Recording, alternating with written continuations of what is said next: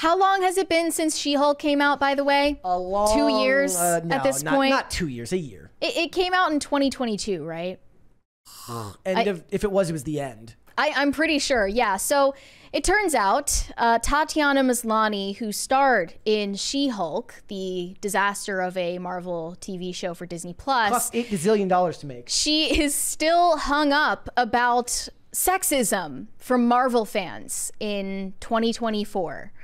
And she is still doing interviews, talking about it. Unfortunately, she has not moved on. She's doing promo for some other movie she's starring in right now. That nobody will go see? No one is going to see it, so I'm not even going to mention what the name of it is. But this says in her interview with Independent, despite largely positive reviews, which often singled out Tatiana Maslany's performance, She-Hulk arrived at a time of Marvel fatigue. Yes, that was the problem with She-Hulk. Marvel fatigue, of course. Is that on the Cope bingo card? Yes. Is that the free space? Yes. Well, it's that, and they worked really hard on it. Yeah, and they worked really hard on She-Hulk, I'm sure. With audiences complaining about relentless output of superhero spin-offs, from Echo to Miss Marvel. Of course, it didn't help that those projects were female-led and that Marvel's largely male fan base are generally not the most progressive bunch. How did she handle that inevitable wave of sexist backlash? I ask you. You want to hear her answer? Yes. She says, I think what's exciting, she checks herself. Exciting. Ha. I think what's fun about it is that the series creator, Jessica Gao, built into the story that people were going to troll us. A scene in the 3rd episode, for example, airs fictional social media comments about Tatiana Maslany's character, such as, why does every superhero have to be a woman now? Sound familiar? When we started to get the same responses that Gao had actually baked into the writing, it felt like part of the fun. Well, the problem is the fun cost you a second season. How much did it cost for the first season? Like $200 million. The first season? More than that, I think. You spent $200 million knowing that everyone was going to hate it. I do love the idea that it's sexist, that they're talking about sexism, but like, I guess it's because a woman made it that it's okay to twerk. But if a guy made it, it would be sexist to twerk.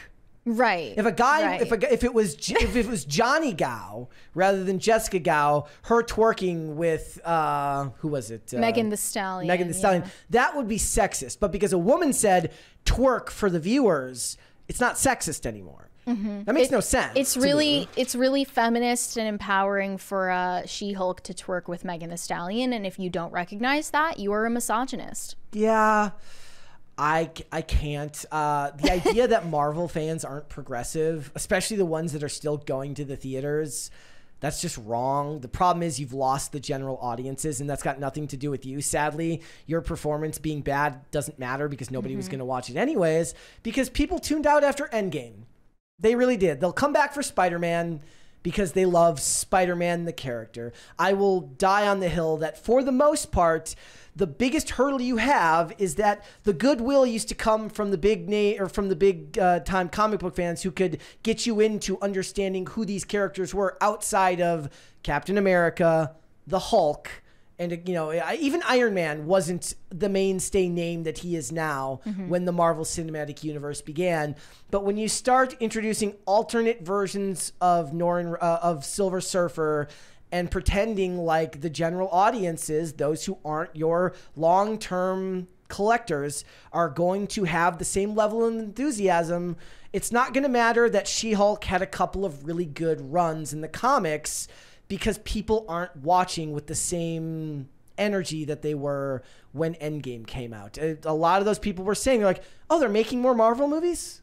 Who are we talking about? Where they said like they went to... No, yeah, I was like at a hair salon and there were girls talking about Marvel all of a sudden. They were like, oh yeah, I didn't know they like put anything out since Endgame. Like they literally didn't know that Marvel was still making movies at this point. I know, but they're saying She-Hulk was created by Stan Lee. I know, but the point is that even the Hulk movies didn't do all that well because they were early days, Ang Lee and those were early days Marvel. And Mark Ruffalo is annoying in his own right. And Mark Ruffalo is your Hulk for the most part. Yeah. And putting $200 million behind a show like this isn't going to bring you money. Even Secret Wars couldn't do it, and Nick Fury is very popular. Mm-hmm. Well, I think Invasion, sorry, a significant portion, I won't say a majority, I don't know. I think a significant portion of the people watching She-Hulk were hate watching it, just out of morbid curiosity, because there was just so much hate on the show at the time, justified. But a second season has still not been announced for She-Hulk. And they theorize part of the reason for this is that Tatiana Maslany threw shade at Bob Iger himself while the strikes were still happening last year. This says the chances of Tatiana Maslany returning to She-Hulk may have diminished slightly last summer when she called Disney's big boss Bob Iger, quote, completely out of touch. The multimillionaire CEO had, during the long months of the SAG-AFTRA strike that ground Hollywood to a halt, called the actors' union demands for a fairer wage unrealistic. Tatiana Maslany now admits, quote, in those moments, you're so heated up. It's hard to articulate yourself in a way that you want when you're on the picket line with everybody. When you feel like such a good little activist and you feel like you can talk shit to the CEO of the company who employs you, you just get so heated up. You don't think about what you're saying. It's like literally, hi, it is me biting the hand that feeds me. Yes, exactly. She said that he was completely out of touch with the workers who make his shows happen, who make people watch these shows, who bring viewers to him and bring him money. She-Hulk brought Disney negative dollars, not just $0. She-Hulk lost money for Disney. It's not about Bob Iger being out of touch in this case, because he is. Sure. He absolutely is. That's not the problem here. You're not the one who should be saying that to the public when your job's on the line. Right. Right? In the professional world, a lot of people have out-of-touch bosses that have to hold their tongues because decorum dictates that to keep your job, sometimes you have to eat a plate or two of shit because it's required. Because that's the culture. And you're on a strike where, sure, maybe you guys at the union will get everything you wanted. But what came after that? Cancellations, no new pilots ordered on network television, jobs are being slashed, everyone's wondering where their next paycheck's going to come from. The COVID influx of cash is over, ladies and gentlemen. Mm-hmm. Marvel says we're going to cut back and we're going to make less stuff, and we're going to focus on making the stuff that we're making good. Well, here's the thing. If they were doing that beforehand, if Bob Iger was in touch, I mean, he wasn't even in charge at this time, it was Chapek. But the point is, if they were in touch with things and they did this, your show wouldn't be that. So it doesn't matter. Right. It would have been Loki or Andor or something that would have been your example of doing something right. I mean, those things are just examples of things that aren't universally hated, that aren't like Correct. Total garbage. Correct. I haven't seen either of those, but they were the only ones I saw like any goodwill for in recent years. Yeah. But yeah, I think that she doesn't realize, yes, Bob Iger is out of touch. You are also out of touch, and you sound incredibly entitled. And I still cannot believe that the media is making headlines about Marvel fans being sexist in 2024. April 2024.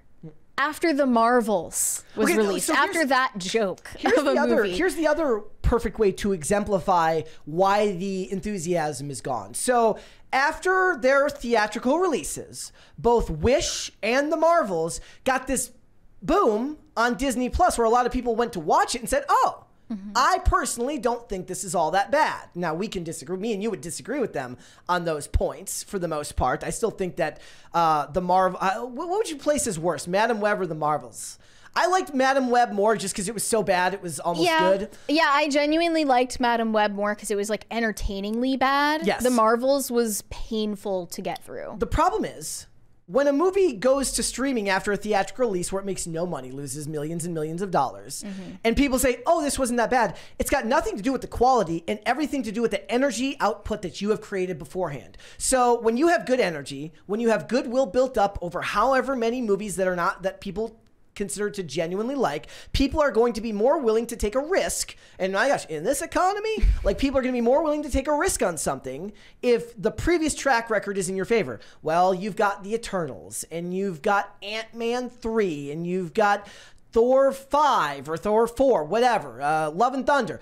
All of these movies that nobody genuinely likes. You had one good one in one genuine one that made a little bit of money, which was Guardians of the Galaxy, the latest Guardians of the Galaxy movie. The problem is one good one between that and Spider-Man No Way Home in 2021 is not enough to bring that goodwill back on your side. Yeah. Which is why you're seeing so much aversion. This is why you said correctly that Deadpool 3 can't save the MCU. Correct. At least not single-handedly. No, you're gonna have to have a series of you got to be on a roll. Yeah, they're gonna have or to else I'm not interested. Look, and Ryan Reynolds is a perfect example of somebody who could do that on his own. He has enough charisma. He has enough universal appeal to. He's perfect on the scale of like. There's people who don't like him, like, oh, he plays the same person in every movie. Yeah, but he is at a level now where that does not matter. Sure. Right? Like, I went and rewatched his movie Six Underground. It's the Michael Bay. It was like one of the first movies Netflix ever made. Like not 6 feet underground. Six Underground. It's called Six Underground. Right. And it's awful. And I loved it. I loved every second of it. There's like I didn't recognize a single other actor, I don't think, in the whole movie, because like literally they spent the whole budget on Michael Bay and Ryan Reynolds. Yeah. And it's ridiculous and stupid. He could help save the MCU, but it's not gonna happen. They won't let it. We have a $20 from That Stanzatastic saying, do you think it would have mattered if we kept Edward Norton as Hulk? No, because Edward Norton is too outspoken of an actor that I think he would have been too combative with directors and wanted to portray. Outspoken in what way? He loves his he's going to advocate for how he thinks a portrayal should be, and he's going to get into it with the directors. I think most of the Marvel actors, sans say Robert Downey Jr., are probably pretty good at, and even he's probably pretty good, taking direction and doing what they're told on these sets. Okay, at first I thought by outspoken you meant the Mark Ruffalo kind of outspoken. No, I mean can't that stop tweeting. That he's going to be the type of actor that's going to go toe to toe with the director on how he feels that a portrayal should be. Well, Henry Cavill does that. There's like a time and place for it. But he's a DC guy, and that's and even then he kind of got backdropped in all of his stuff anyways. So. Yep. Now, whether Eric Bana or Lou Ferrigno, not actually Lou Ferrigno, he's too old, but yes, I don't know is Lou Ferrigno still alive? I think he's still alive. I did not hate the Edward Norton version, but it's one of those ones where, again, you go back and you rewatch 2008 or earlier Marvel stuff, like in the earliest days of the MCU or before, and you're just shocked at how few jokes are in it. And you get actual serious dialogue that's meant to be taken seriously. It's kind of revelatory. Like, I would love that again. There's no chance of serious dialogue meant to be taken seriously in anything new from Marvel. Thanks for watching. Listen to full episodes of Pop Culture Crisis on Spotify. Keep up with us on social media and make sure you subscribe and ring that bell so you never miss the show. Bye, guys.